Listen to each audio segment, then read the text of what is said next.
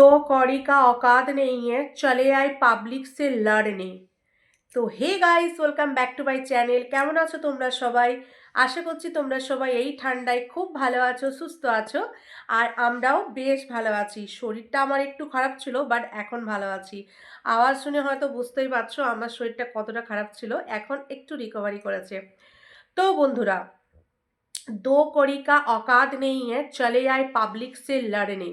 কাকে নিয়ে কথা বলছি আশা করি তোমরা বুঝতে পারছো। হ্যাঁ বন্ধুরা, হ্যাঁ, এখন আমি ট্রেন্ডিং টপিক স্যান্ডি ম্যান্ডিকে নিয়েই কথা বলছি। বন্ধুরা, আজ আমি তোমাদেরকে বলবো পুরুষত্বের কিছু সংজ্ঞা। এই পুরুষত্ব কোথায় ছিল যখন কিনা তার বইয়ের থেকে 10 বছরের ছোট প্রেমিক এসে মেরে হাত ভেঙে ঘরে পুঁতে দিয়ে চলে যাবার একটা চিন্তা ভাবনা নিয়ে ঘরে ঢুকেছিল এবং হাত ভেঙে বাড়ি থেকে বেরিয়েছিল। তখন পুরুষত্ব কোথায় ছিল? আসলে ভেতরটা ধোঁয়া ফুকে ফুকে ফুকে ফুকে পুরো খোগলা, গাইস, পুরো খোগলা। সেই কারণেই মুখটুক পুড়ে যাচ্ছে বরফে গিয়ে। ওই ধোঁয়া ঘরেরটাই ঠিক আছে, ওদের জন্য সেফ জোন। অন্য কোথাও যাওয়া ওদের উচিত হয়নি। তো বন্ধুরা, পুরুষত্ব তখন কোথায় ছিল যখন একটা বাইরের লোক ঘরে ঢুকে হাত ভেঙে চলে গেছিল? পুরুষত্ব তখন কোথায় ছিল যখন কিনা সোশ্যাল মিডিয়াতে অন ক্যামেরা বউ পাশে দাঁড়িয়ে আছে আর বউয়ের 4টে না 5টে নাগর ছিল সেইগুলো বলেছিল, আর বউ ইয়েলো কালারের একটা নাইটি পরে ফ্রিজের পাশে দাঁড়িয়ে চুপচাপ মাথা নত করে এরকম ভিজি বিড়ালের মতো ক্যামেরার দিকে তাকিয়েছিল। তখন পুরুষত্ব কোথায় ছিল? আসলে তোমাদেরকে একটা গল্প বলি, শোনো। স্যান্ডির আছে একটা ধান জমি, সেই ধান জমি থেকে ধান কাটে আর সেই ধান দিয়ে চাল বের করে ভাত খায়। হঠাৎ করে আর একজন ঢুকে পড়ে সেই জমির ভেতরে। সেই জমি থেকে ধান কেটে ধান মেরে ভালো করে ভাত ফুটিয়ে খেয়ে তারপর সেই ধানের আঁটিটা, মানে খড়ের আঁটি, ধানটা তো ভাত খাওয়া হয়ে যায়, তারপরে সেটাকে খড় বলে। তোমরা হয়তো অনেকেই জানো বা সবাই জানো। সেই খড়ের আঁটিটা স্যান্ডির পেছনে ঢুকিয়ে দিয়ে আবার বেরিয়ে চলে যায়। বুঝেছ? স্যান্ডির পেছনে ঢুকিয়ে দিয়ে আবার বেরিয়ে চলে যায়। এই হচ্ছে স্যান্ডির পুরুষত্ব। তখন স্যান্ডি কিছু করতে পারেনি। স্যান্ডি কত বড় নেশাখোর, কত বড় মানে কি বলবো, লম্পট, কত বড় কাপুরুষ, আর কোনো ভাষা নেই আমার কাছে বলার মতো। কেন কি, এই ছেলে যেখান থেকে ইনকাম করে ওর বউ, ঠিক আছে, ম্যান্ডি সোশ্যাল মিডিয়া থেকে ইনকাম করে, সেই সোশ্যাল মিডিয়াতে স্যান্ডি নিজে তার বউকে বিক্রি করেছে। তার মানে বুঝতে পারছো এ কতটা ছোট লোক। অনেকেই তোমরা বলো স্যান্ডি খুব ভালো খুব ভালো, বাট আমার কখনো মনে হয় না ওকে ভালো। ও সব থেকে বড় কালপিট। ম্যান্ডি হচ্ছে মানে ফটফট, মানে যা বলবো সামনে রাফ অ্যান্ড টাফ। ও ভেতরে বুদ্ধিটা কম করে, আর স্যান্ডি হচ্ছে সবসময় ভিতর বুদ্ধি বেশি করে, সামনে কম করে। সামনে যখন ওকে ধেতানি দেওয়া হয়, ঠিক আছে,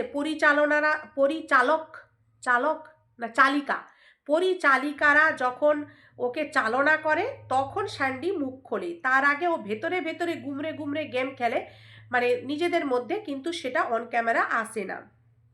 তো এখানে সব থেকে লম্পট যদি কেউ হয় সেটা হচ্ছে কিন্তু স্যান্ডি। চিন্তা করো, তোমার মানে বইয়ের টাকায় খাবো, বইয়ের টাকায় ফুটানি মারবো, বইয়ের টাকায় পুরো অ্যাশো আরাম পাচ্ছি, আবার সেই বউকেই তার যে কাজের জায়গা সোশ্যাল প্ল্যাটফর্ম সেখানেই বিক্রি করে দিয়েছি বইয়ের পরকীয়ার কথা বলে। আমরা তো জানতাম না ম্যান্ডির যে এতগুলো সম্পর্কে লিপ্ত ছিল, আমরা তো জানতাম না। তার বর নিজে মুখে বলেছে তবেই তো জানছে। এখন এবার অনেকেই বলতে বসবে পুরনো কথা। আরে ভাই, পুরনো কথা তুলতে তো ওরা বাধ্য করছে। ওরা যদি লোককে বলে তোর দুবার বিয়ে হয়েছে, তুই সংসার করতে পারিস না, তুই আজও বাপের বাড়িতে পড়ে আছিস, তাহলে তো লোক বলবেই তোর মায়েরও তো দুবার বিয়ে হয়েছে। একবার লোকসমাজে, একবার লুকিয়ে বলবেই, কথা টানলে কথা আসবে। আর এদের যেহেতু সোশ্যাল মিডিয়া থেকে ইনকাম করে খেতে হবে, তো এদের উচিত মুখটাকে বন্ধ করে রাখা। কেন কি, মানুষ তো বলবেই, মানুষ তো বলবেই। তো যাই হোক, আশা করি আমার সহকর্মী যারা কন্ট্রোভার্সি করে তারা অনেক ভালো করে এই পুরুষত্বের সংজ্ঞা দিয়েছে, আমি এটুকুই দিলাম। এবার চলে আসি পাবলিকের কথায়।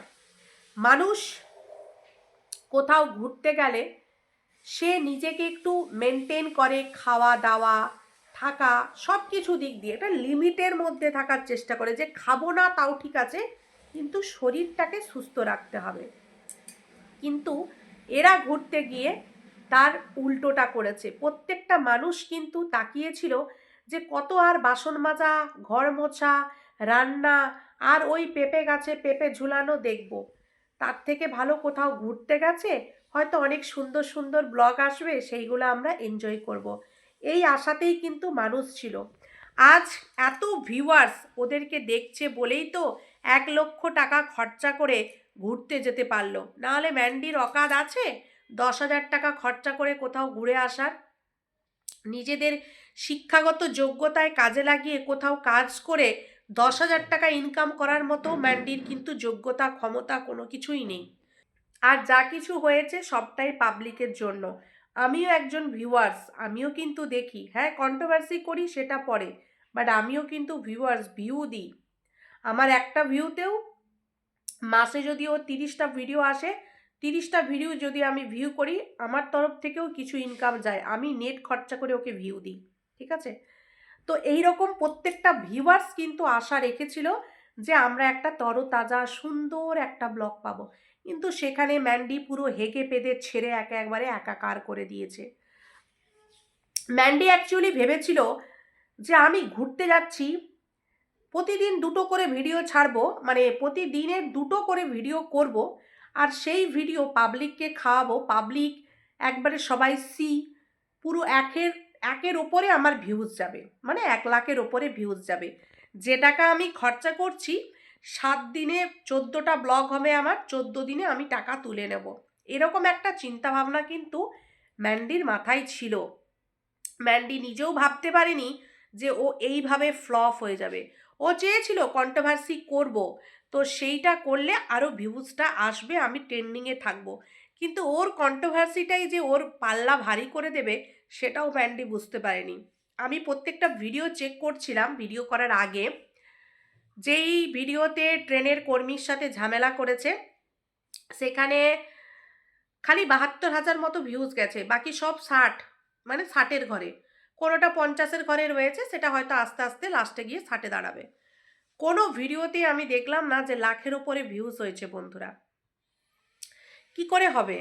মানুষ যারা মানে এই সোশ্যাল মিডিয়া থেকে ইনকাম করছে, তারা যদি নোংরামো করে প্রত্যেকেই কিন্তু গালি খায়, সবাই মুখটা বন্ধ করে রাখে, সেই জন্যই তারা ভিউজটা ধরে রাখতে পারে।